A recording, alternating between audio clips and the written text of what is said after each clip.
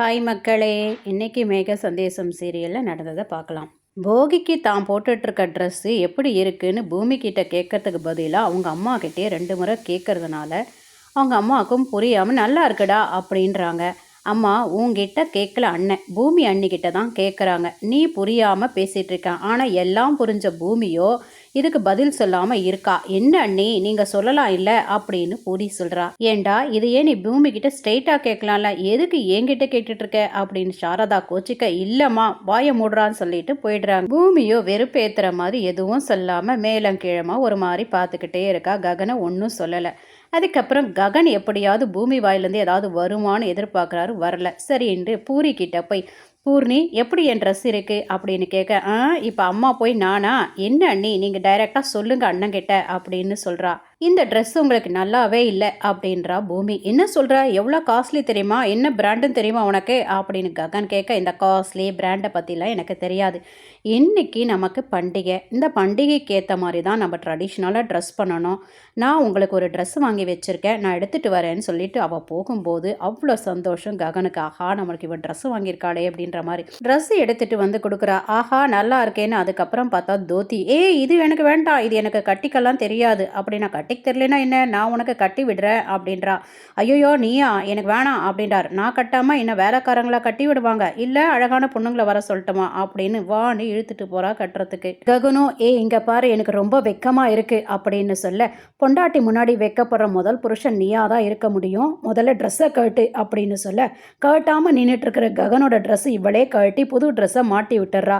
இப்போ பாருங்க கண்ணாடியில் அப்படின்னு கூட்டிகிட்டு போய் கண்ணாடியில் காட்டும்போது, ஓ சூப்பராக இருக்குது இந்த ட்ரெஸ் எனக்கு அப்படின்னு ககன் சொல்ல, இப்போ தான் நீங்கள் தெலுங்காரன் பையன் மாதிரி இருக்கீங்க, அது மட்டும் இல்லை அப்பப்போ பொண்டாட்டி பேச்சும் கேட்கணுன்றா. இங்கே சித்தி அபூர்வா கிட்ட, சரி போகி தான் நம்ம கொண்டாடலை, அட்லீஸ்ட் கோயிலுக்காவது நம்ம போகலாமா அப்படின்னு கேட்க, போகலாம் எல்லாரும் போகலாம் அப்படின்னு சொல்கிறா. சரச்சந்திரா இதுக்கு அலோ பண்ணுவாராமா, நேத்தே கோவமாக இருந்தார், கத்தி எத்துன்னு வந்து உன்னை குத்தி இருந்தா, இன்னைக்கு செத்து போய் 2வது நாள் ஆயிருக்கும்.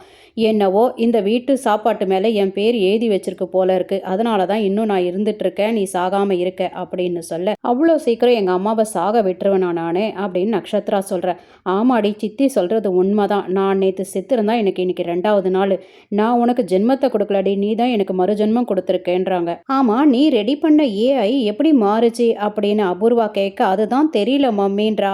உடனே சித்தியோ வேற யார் இருக்கோம், அந்த செர்ரி ஆத்மா தான் அப்படின்ன உடனே அபூர்வா கோவம் வருது.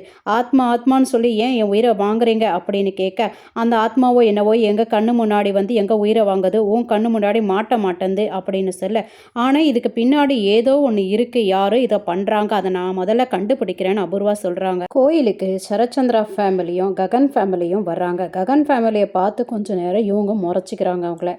அதுக்கப்புறம் கோயிலுக்குள்ளே போய் அர்ச்சனை பண்ணும்போது சரச்சந்திரா எல்லார் பேரையும் சொல்கிறாங்க. வேறு யாராவது இருக்காங்களா அப்படின்னு சரச்சந்திராவை பார்த்து கேட்குறாரு ஐயர். அதுக்கு சரச்சந்திராவை, கொஞ்சம் வருஷத்துக்கு முன்னாடி என் முதல் வைஃப் இருந்தா, அவள் இறந்துட்டா, அவளுக்கு பிறந்த குழந்தையும் இறந்துட்டா அப்படின்னு பூமியை பார்த்துக்கிட்டே சொல்கிறாரு. அதை பார்த்த சாரதா, இவங்க இந்த கோயிலுக்கு வராங்கன்னு தெரிஞ்சுதான் நான் உன்னை கூட்டிகிட்டு வந்திருக்க மாட்டோம்மா, இங்கே கூட்டிகிட்டு வந்து உனக்கு சங்கடத்தை கொடுத்துட்டோமா அப்படின்றாங்க. இதில் உங்கள் தப்பு என்னத்த இருக்கு, எல்லாம் என் தலையெழுத்து அப்படின்னு பூமி சொல்ல, அதுக்கு ககனோ, உன் தலையெழுத்துக்கு என்ன குறைச்சல், அது ஒரு அற்புதமான தலையெழுத்து, உன் பாசம் என் ஃபேமிலிக்கு கிடைச்சது பெரிய பாக்கியம். சரச்சந்திரா காது படவே சொல்றாரு ககன். ஐயர் வந்து ககன் கிட்ட உங்க கோத்திரம் சொல்லுங்க அப்படின்னு எல்லாமே சொல்றாரு. வீட்டு தலைவர் பேரை முதல்ல சொல்லுங்க ஐயா அப்படின்னு உடனே பூமி பேரை சொல்றாரு. இல்லை ஐயா தலைவர் பேரை தான் சொல்லணும்னு ஐயரு கேட்ட, அதை சொல்ல நான் விரும்பலை, என் வீட்டுக்கு வந்த குத்து விளக்க தான் நான் முதல்ல சொல்வேன்னு சொல்கிறாரு.